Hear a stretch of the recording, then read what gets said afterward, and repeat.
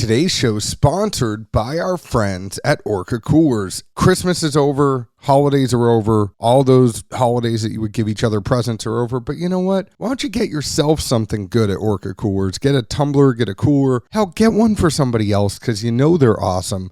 They're roto-molded coolers. They hold ice for days, and you know the tumblers look awesome. They even have the Bourbon barrel tumbler in 2 different colors. Use code DADSEASON, get 20% off your order at orcacoolers.com.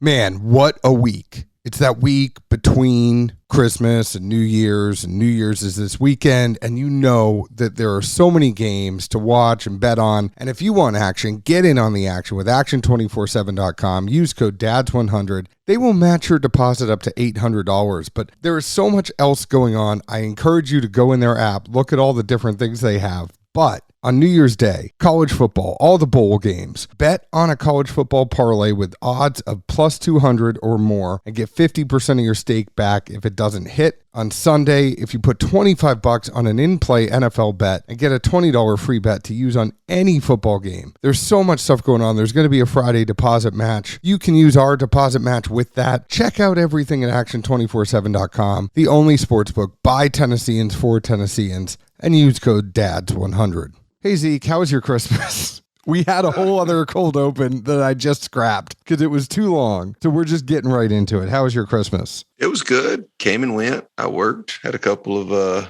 down days to veg out and do nothing. I literally didn't leave the house on Christmas Day. Watched movies, knick-knacked on food off and on. I don't know.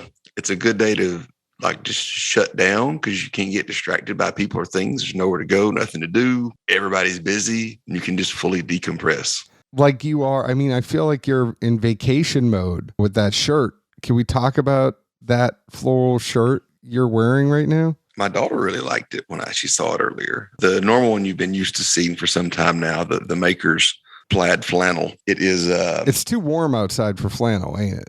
Yeah, it was too hot now that it's hit 70 degrees in December. And also, I didn't quite realize that one day and did wear it and got a little sweat and stank in it. And it's in the laundry hamper now. So you went, because it hit 70 degrees, you said, okay, I'm going to go Hawaiian shirt. Hey, why not? I've had this thing since like 2004. I'm trying to find the best way to explain this because Zeke wears the shirt all the way down. Like he only buttons the bottom button. And I have to record with him. I do the one about the belly button. And I have to record with him like this. The flannel, it just looks really weird when he does it that way. Like this at least looks like he's ready to go to the pool. Do what I can. I like my house attire.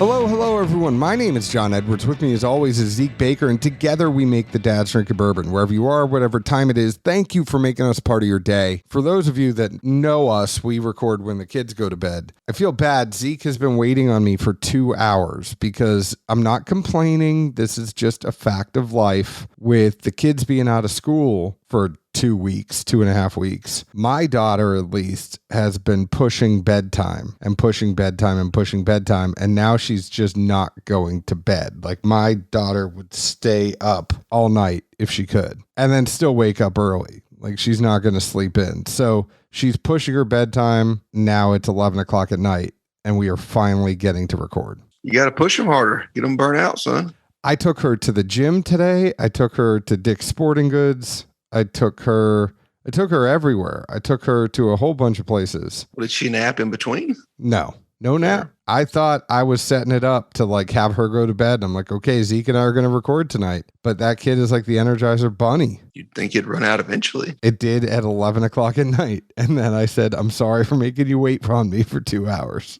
You're really coming with the heat. I mean, like you got to give me, if I'm lobbing something to you, you're like, okay.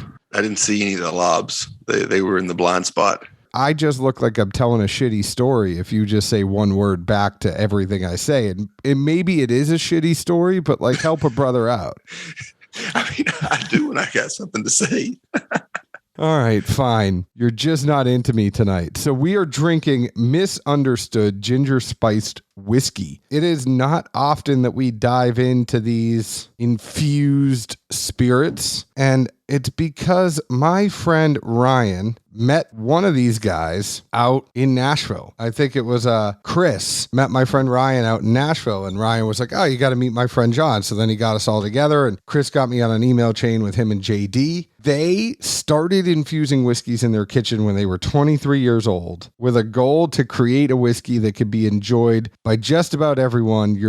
They said newbies and whiskey enthusiasts. Also to shed a new lighthearted light on whiskey and flavored whiskey with their first release. So they said they had no idea what they were doing, Zeke. They spat out a whole lot of gross infusions before they came to what they finally decided as their ginger spice whiskey. They said people seem to have liked it because last year they went from 3 states to 17 states, and they have a whole bunch of funny videos around their brand. I like that this is an infused whiskey that is 80 proof. So this isn't something that is less than 80 proof. A lot of times you get some of that stuff in there and they end up putting it out at 60 proof, 50 proof, whatever it is. This is 80 proof. So it was produced and bottled by Misunderstood in Bardstown, Kentucky. So obviously this is not their stuff, but they're getting it from somewhere. It's non-chill filtered. It is 80 proof, and that's about it. So what exactly is the infusing process? I feel like it's pretty open and bland. Is it, soaking something in there, using some kind of, like hyperbaric or pressurized tank or something to get it? Or is this kind of like old joke about whiskey with the flavor packets included? It doesn't say. So it says ginger's mysterious history is rooted in tales of lust, whimsy, and wonder. We're not claiming our recipe has magical powers, but the smooth and spicy pairing of our whiskey with ginger is the stuff of legends. Is this the whiskey or the ginger Spice Girl? I don't know. And I went to the website. I don't feel like they're going to get super deep into this. I love how you criticize me for lobs and I throw you one and you mow right past it. Well, there's no real, I know, but I'm like legitimately in stat mode and you're trying to throw me a lob here. I'm like trying to figure out, you asked a pretty deep question. The first part of the description you read, it was like, this whiskey product or ginger spice? Oh, no, that thing was on the side of the bottle. But it basically says, whiskey and ginger, what more do you need? Our whiskey is a blend of bourbon and American whiskey aged in American oak barrels and proudly blended and bottled at 80 proof in Kentucky. Our ginger balances perfectly with the subtle sweetness of our high Midwestern corn mash bill, making Misunderstood approachable for rookies, yet complex enough for connoisseurs. Misunderstood whiskey is both gluten-free and vegan. It's got that going for it then. But I have no idea how they infused it. Yeah, that was the only thing I was overly intrigued about. Because, we had those folks on a while back that were doing like the 3-day whiskey, which obviously was proprietary technology and they couldn't talk a whole lot about it. But for 3 days, the products weren't bad at all. I'd drink more than half of them. These guys have offered to come on, and I'm more than happy to have them come on. But, they're basically saying their first blend they did in their kitchen. Do you think they're using proprietary technology that only takes 3 days to age something? At some point in time, I bet Bill Gates made something in his kitchen. And then look where it got him. This is like when people learned that you could record music on a computer. And like all of a sudden, when you had to go to a studio, you don't have to go to a studio anymore. People were making mixtapes in their basement. See, I'm just telling you, there's all kinds of linear correlations here. Well, anyways, what did you think about this ginger spice whiskey? Was it misunderstood for you, or did you understand it? I thought it was really heavy on the ginger. I immediately thought of the pink shit they serve at the sushi restaurants pretty heavily. But that's real ginger. I know. I'm just saying it was like that bold and distinct. It wasn't like a subtle compliment, or in today's age where we have countless whiskeys that are finished in Lord knows what these days. At the same time, not too many of them are just like completely overpowering the profile. I'm sure there's been some out there, especially some of those wine things that came across that way to at least me. That's just the perspective I'm going for. I thought that the spice lingered pretty hard. And honestly, it was hard for me to pick up any flavor other than just that dominant ginger note. I was even going to ask if either the bottle or PR or whatever stuff we might have gotten sent, had like cocktail recipes or suggested using it as a mixer, because I just can't see this going down neat with anyone. So it's funny you should say that. If you like real ginger, not like ginger beer, ginger ale, if you like real ginger, I could see having this kind of as a sipper neat next to sushi. You know, like there are applications where you could actually do something like that. You're right. It's 100% real ginger. It's not like having a whiskey ginger. This is like having a whiskey with that pink stuff that you get with sushi. But they do have cocktails. On the tasting notes, it's funny because the website says vanilla, ginger, mandarin orange, and honeysuckle on the nose. And then the taste is toasted oak, silky caramel, gingerbread, and vanilla. But it is all ginger. Like, I'll be honest, guys. I think you did a great job infusing real ginger with the whiskey, but I do not get those other tasting notes. No, not even gingerbread, because there's so much more that goes on to the spices and whatnot that would be in the whole, bread part of the gingerbread thing. But it's hard ginger. I could see cocktail applications out of this because obviously the ginger's there and you wouldn't have to worry about trying to incorporate that from like the bartender aspect. But beyond that, I just kind of struggled to want that much of a burst of ginger in my mouth, really, especially if I'm thinking about the times I'm going to be drinking whiskey in a neat format, at least. Although another angle I hadn't quite thought of when I originally tasted this, went through notes, especially in the world of, RTDs being so prevalent as they are now. I mean, I could easily see this being mingled in with a couple other flavors and making a really good RTD drink. Well, and the biggest problem when you have those cocktails in the RTDs is how do you actually make them not perishable? So that's the biggest problem they've had with those. I feel like you could have some really good drinks in those RTDs, but you have to be able to use the right drinks that they're going to keep. You asked if there were cocktails around this. On their website, there are literally, so you were going to say something, I held my finger up on you because I was counting. There are 86 cocktails on their website. They say you could drink it neat. I think you could drink it with a couple of rocks. I think that would be really good for this. But also, they know where their bread is buttered, and they have 86 different cocktails on their website. I mean, that's completely how I would utilize the product. Anywhere from hot ginger apple cider to the McLean Mule, which I only hope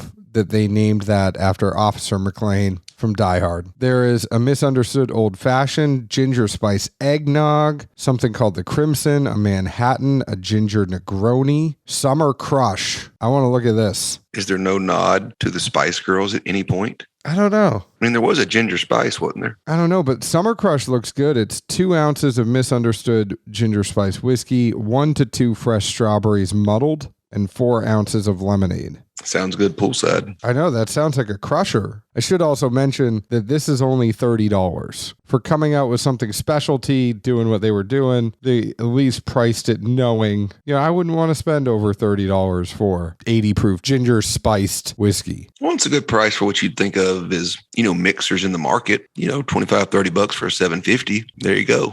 I would imagine too in the, on-prem world, that's a good enough of a price to where they can make a pretty darn good cocktail with it, utilizing what it has and keep a pretty good margin too. There's apple cider whiskey pops. Those look really good, but with the kids, we have to be careful about making popsicles and stuff like that. I mean, how low do they have to cut it for it to be freezable, though? I don't know. Think about it. High percent alcohol don't freeze, son. 2.5 ounces of misunderstood ginger spice whiskey, 3 1/4 cups of apple cider. Okay, so that's cutting a lot because Yeah. the cup's 8 ounces. Thank you, pharmacist. I knew you didn't know. I was trying to help. I did know. I like this drink name, Redhead at the Farmer's Market. This is a very specific, I feel like somebody named that drink after somebody very specific. Remember when there used to be the missed encounters on Craigslist where it's like, I saw you on the train. You had a newspaper with you. Here's my number. Call me. A, I actually never heard of that. B, how much time did you spend on it? Not a lot of time, but these were all funny things that we would look at when I was in college. But Redhead at the Farmer's Market is 2 ounces of misunderstood whiskey, 1/4 ounce of carrot syrup, a dash of bitters, 2 dashes of celery shrub, and 2 ashes of herb bitters. Actually, I don't want to know what carrot syrup is. We can just let that go because I don't think I'm ever going to utilize it. Then there's a Hulk Smash, and that's 2 ounces of the whiskey, 3 kiwi slices muddled, a 1/4 ounce of key lime juice, a 1/2 ounce of agave, fresh mint, and kiwi garnish. There's the Man About Town, Keep the Doctor Away. These are all interesting names. Relish the Feast. Hey, I did even give this a even more than a fighting chance. I think they even had like a pretty good chance at a food pairing for it last night. I had one of those like poke bowl things with some raw salmon and tuna in it. Still, I guess it wasn't raw. It was like tartar or whatever, but it still didn't mesh to us. It was a little hot. A little hot, coming in hot. And it's neat, this thing. Ginger's one of those like tertiary, to me, like flavors or whatnot that you would want in a product. Not the only thing that it just comes at you, full speed ahead. This does come at you. I still don't understand how they put other tasting notes on there. That kind of got me a little bit. But it's really just a whole lot of ginger. And if you like ginger, if you're like me and you go have your sushi and I ask them to leave the wasabi off, but extra ginger, I do enjoy ginger raw. I think the cocktail applications, the fact that there's 86 on here and there's going to be more and the price is not, they priced it right in the right area it should be at. I'm fine with this. I think if you do like ginger and you like making cocktails, you just have to know the application. You have to know what you're getting into before you go ahead and get this one. If you're telling me to go drink it and have it neat, I'm going to pass. If the intent is to make a lot of cocktails and have some fun, I'm in. I'm more worried about the fact you pass on the wasabi now. Got a whole new can of worms for the next topic. Why? We'll have to save that for later.